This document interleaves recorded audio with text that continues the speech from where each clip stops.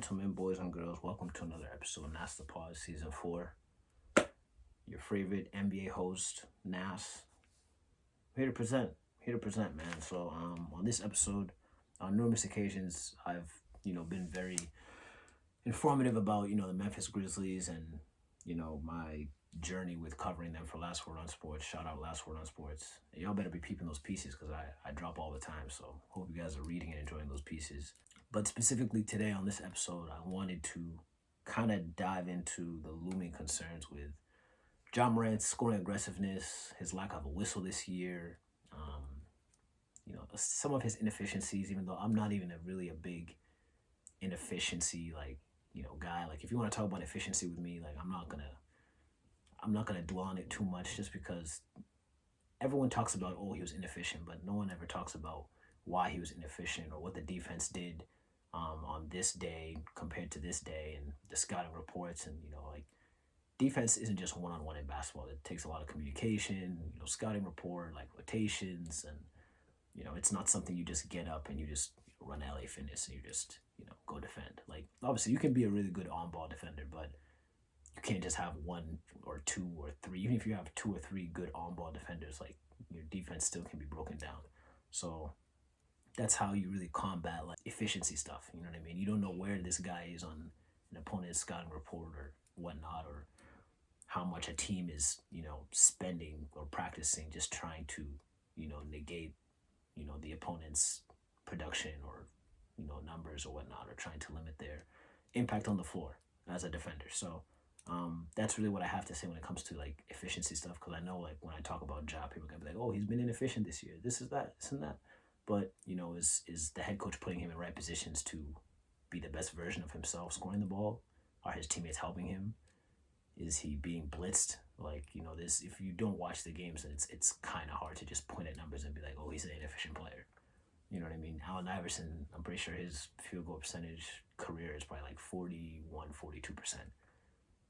In this day and age, that'd be considered inefficient, but this is a guy that won the scoring title 4 times.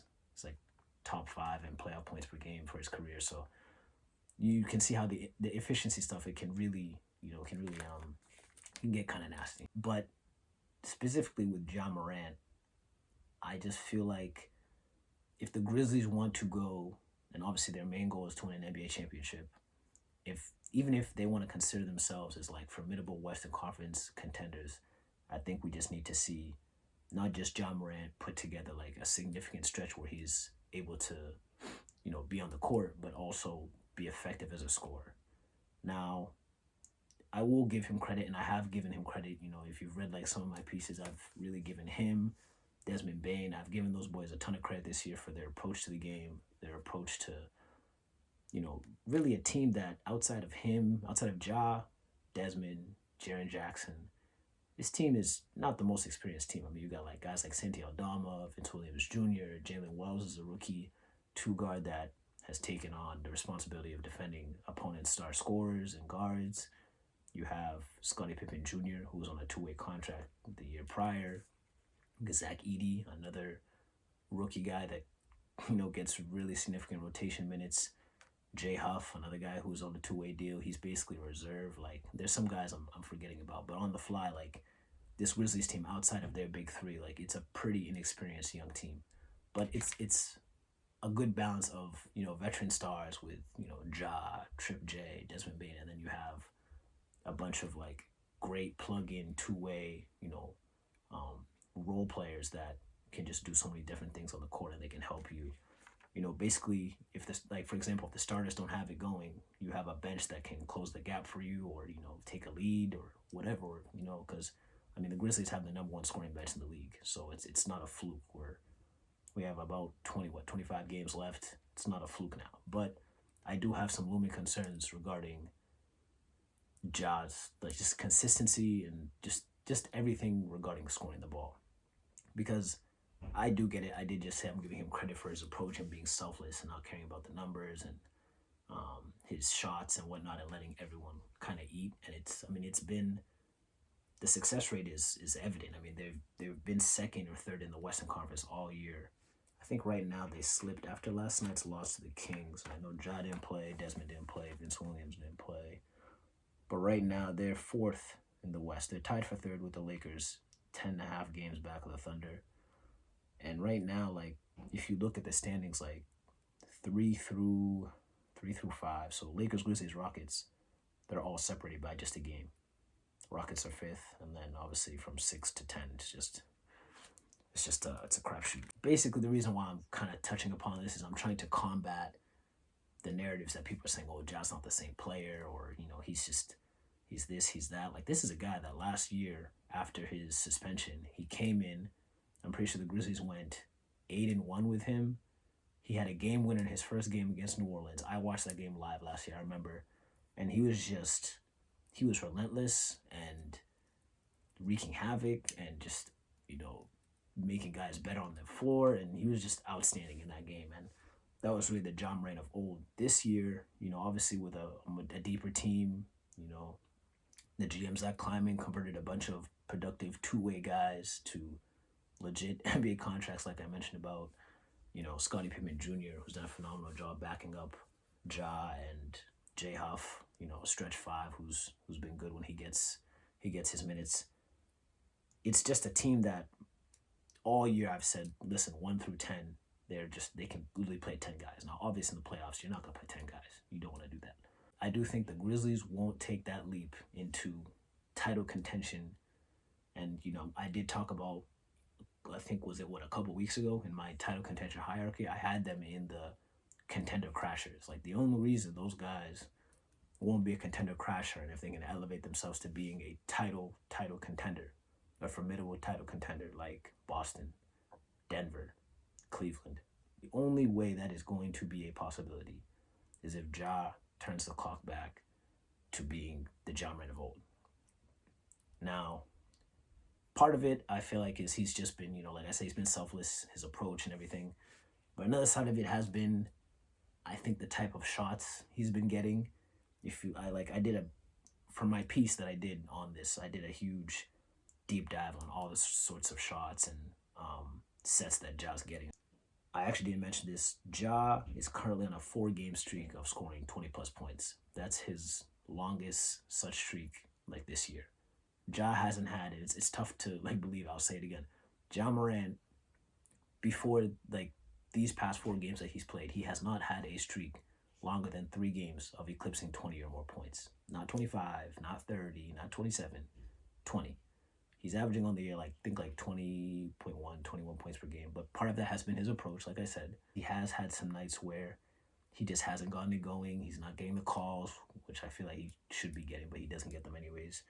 But yeah, I'm going to deep dive into some of his, advanced metrics. So in isolation this year, he's shooting 42.6% from the field, 0.92 point per possession, which isn't terrible. But what made me really encouraging about this metric was, amongst all players who have had at least 100 isolation possessions this year, he has the 3rd best free throw frequency. So at least he's still being aggressive. He can still get to the rim. In the pick and roll, Ja Morant, basically since he came into the league, has been one of the most dynamic pick and roll guys.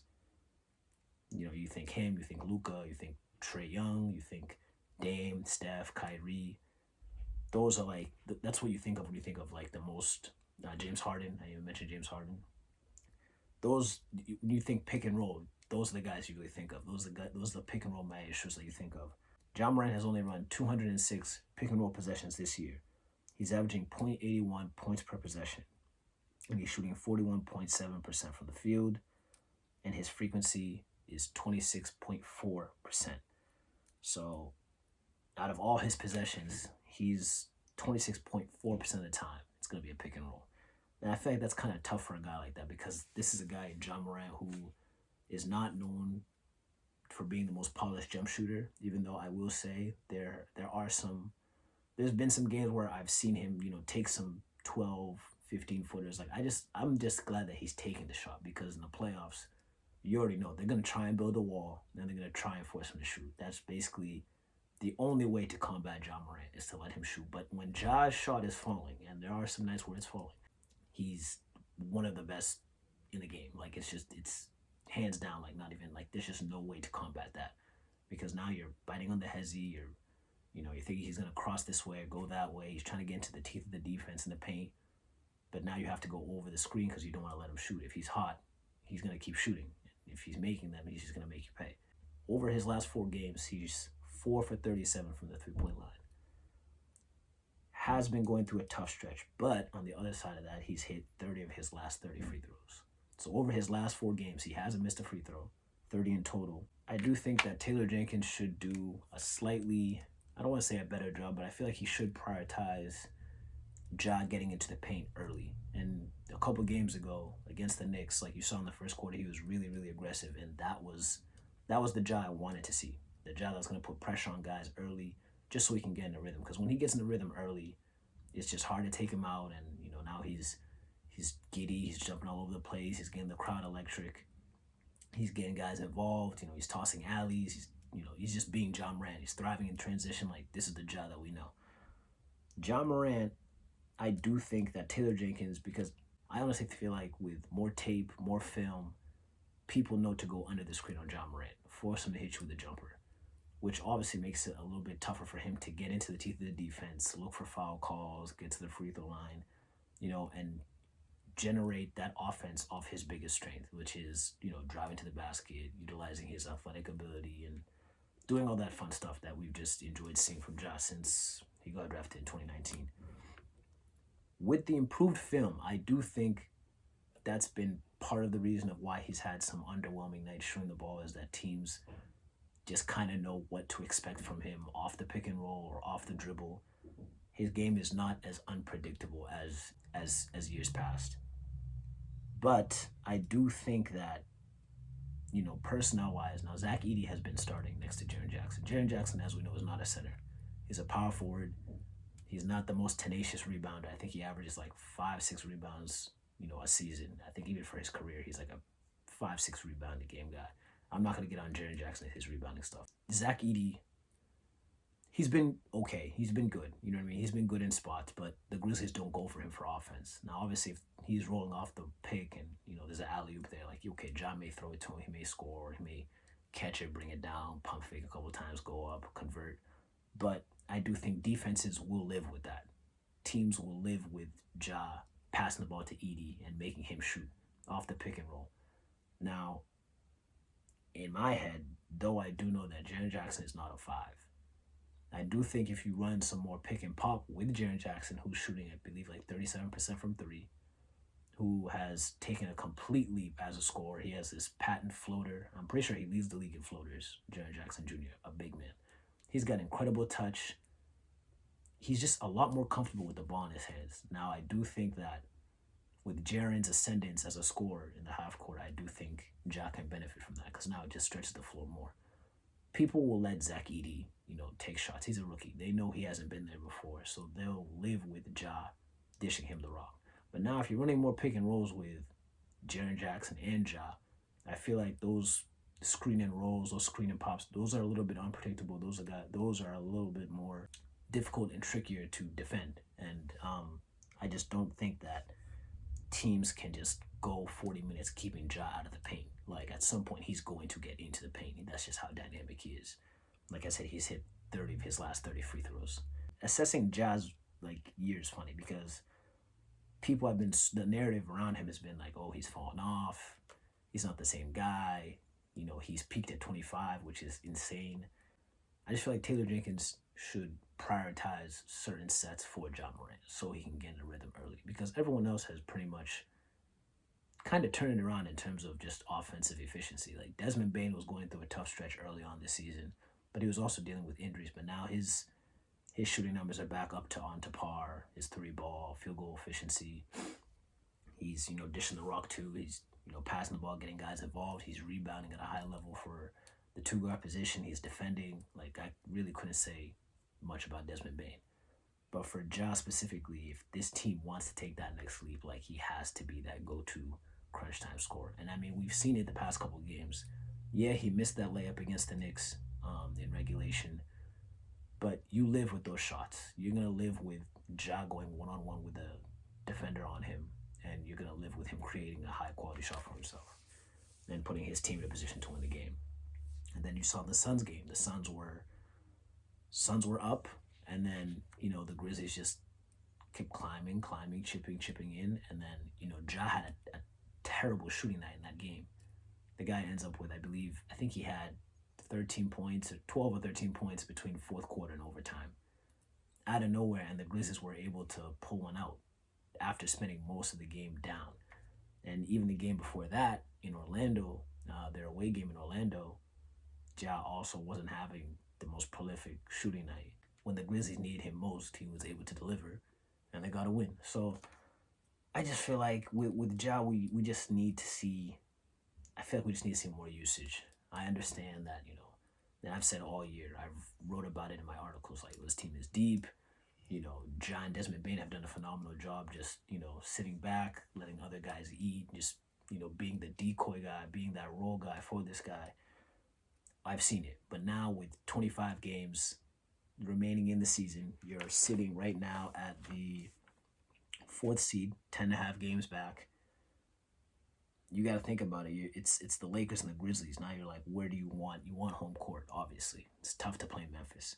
You're in the 4th seed right now. So I feel like it's kind of time to ramp it up a little bit more. We're past the All-Star break.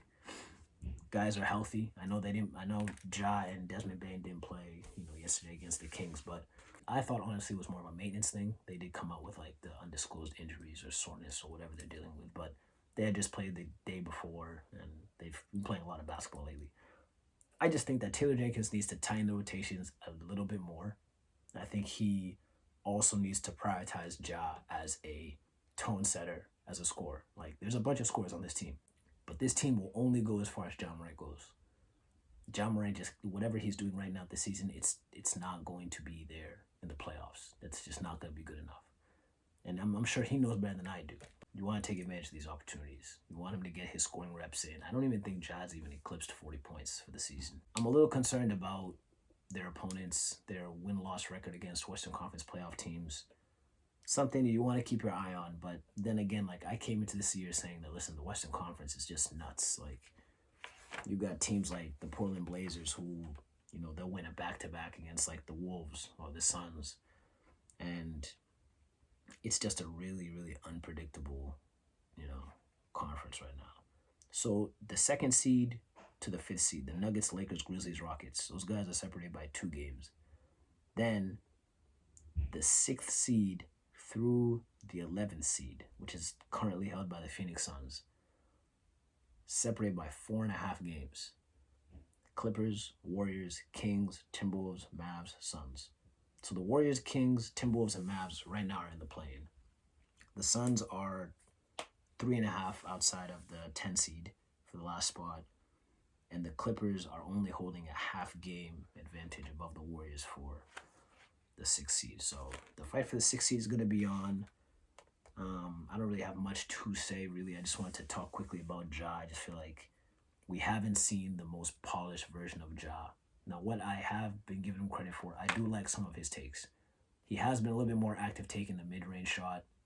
He has a shot. Obviously, everyone knows that off the pick and roll or when he gets to that elbow area, he has his little, patent floater off 2 feet. But I have seen that, like, the way defenders defend him now is they'll kind of guide him, like, outside of the box, outside the elbow, outside the hash marks.